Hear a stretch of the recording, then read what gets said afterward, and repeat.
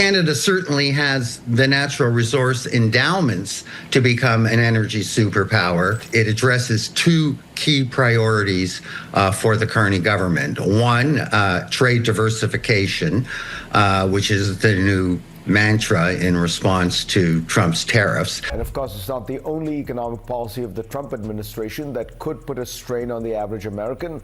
Another recent one is tariffs. Canada just slammed the door on America, and Trump is furious as Europe secured a jaw-dropping $20 billion battery deal. Canada flipped the power switch, launching a tariff war that's jolting industries across borders.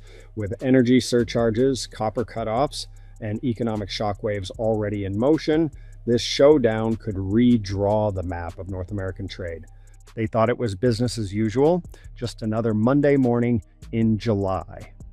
But before the sun even rose, Europe had already locked down Canada's $20 billion Volkswagen battery plant, the crown jewel of Ontario's green economy. That factory was meant for Detroit. Instead, it now flies the flag of Brussels. And while America was still asleep, Canada made its next move. At exactly 5 a.m. Eastern, Ontario hit the red button and cut off every single US-bound electric vehicle battery. Cold, no warning, no negotiations. And by nightfall, a secret call between Canadian Prime Minister Mark Carney, Germany's Chancellor, and France's Emmanuel Macron revealed the full picture. One of the most aggressive industrial takeovers in modern history. Europe didn't just get the plant, they got the leverage. They called it a battery NATO, a new 8-nation energy alliance forged in under 12 hours. That's not diplomacy, that's a power play, and America just got benched. Within hours, Ford and GM shut down entire EV plants across Michigan, Ohio, and Illinois. The numbers? $1.3 billion in estimated daily losses. Thousands of factory workers sent home. EV dealerships jacked up prices by as much as 18%. People walked into showrooms expecting deals and walked out stunned. Inflation ticked up. Supply chains snapped. It was a ripple that quickly turned into a tidal wave across the economy. And while America scrambled, Europe moved like a predator sensing blood. They didn't just steal a plant. They redefined the rules. Meanwhile, global traders started dumping dollar-denominated energy contracts in favor of euros and Canadian dollars. Because when energy moves out of the dollar's grip, it's not just an economic shift, it's a sovereignty crisis. Back in the US, shock turned to outrage. President Trump erupted on social media, calling it a brutal betrayal. His team labeled the move economic warfare and vowed retaliation. Whether you love him or hate him, Trump commands attention, especially in an election year. And this time it wasn't just political. That $20 billion factory, his administration helped broker parts of it during earlier US-Canada talks. But Doug Ford wasn't having it. The Ontario Premier went live and didn't hold back. We won't be bullied. We're done being America's battery farm. With that, the gloves came off.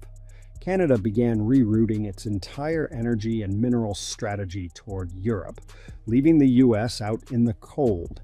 Meanwhile, the US dollar started slipping. Global traders moved fast, ditching dollar-denominated energy deals in favor of euros and Canadian dollars. That's the real fear in DC. Not just the batteries, but the currency shift. When energy starts trading outside the dollar, it's not just a supply crisis, it's a sovereignty crisis. And there's something even darker brewing underneath it all. Just hours after the embargo, a massive cyber attack hit multiple EV charging networks across the US, from California to Connecticut. Charging stations went dark, payment systems crashed. This isn't just about supply chains anymore. It's about control, leverage, and global positioning. Canada is no longer playing the loyal middle power.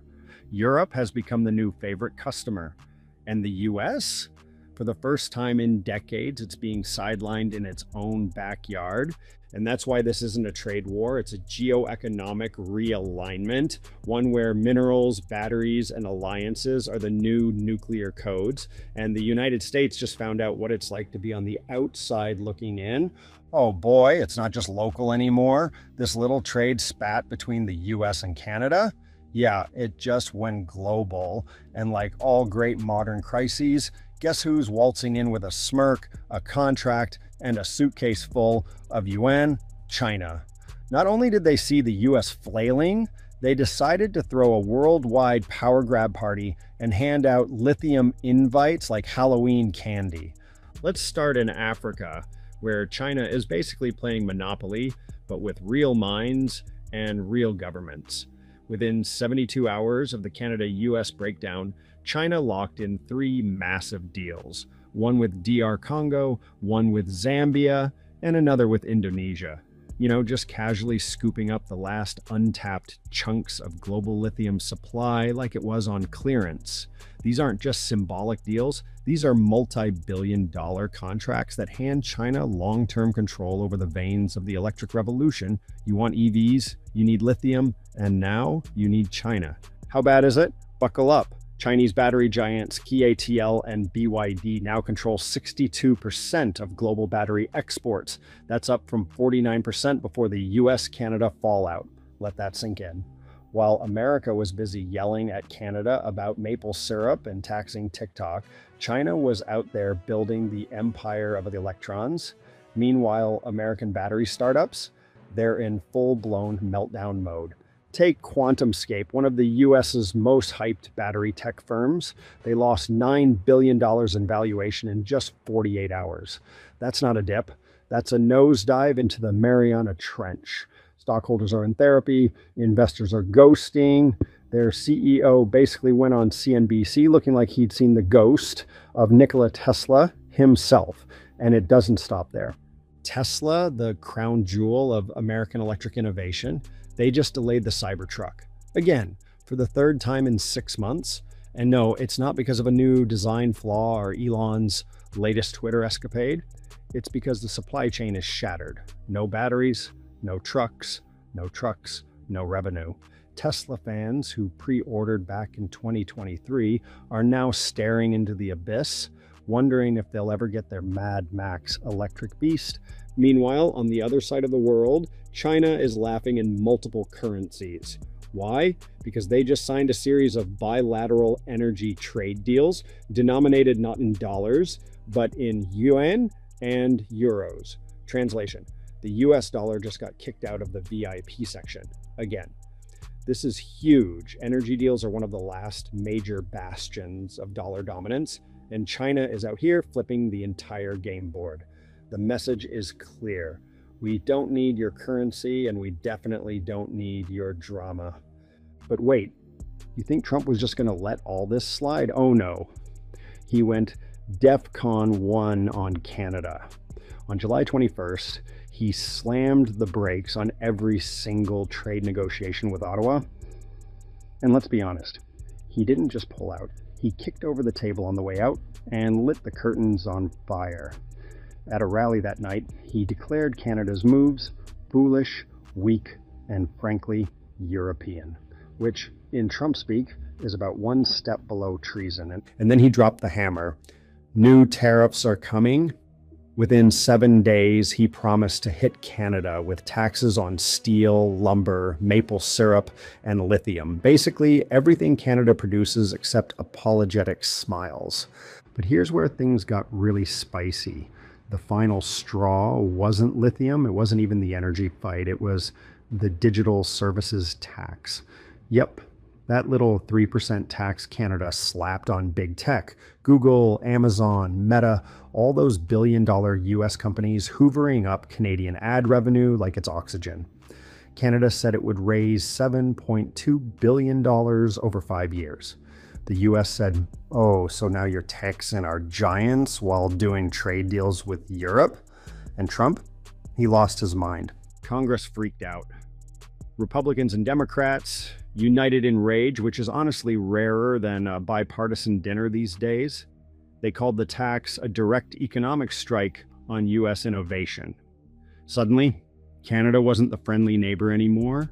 It was the sneaky ex-roommate who just sold your TV and then billed you for Wi-Fi.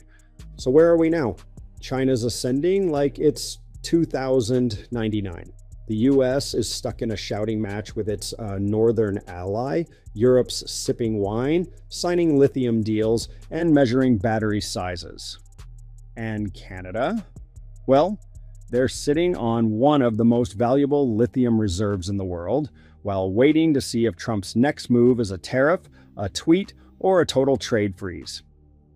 This isn't just about trade. This is about who controls the future of energy. Like this video and subscribe to the channel to get more updates on US-Canada trade war.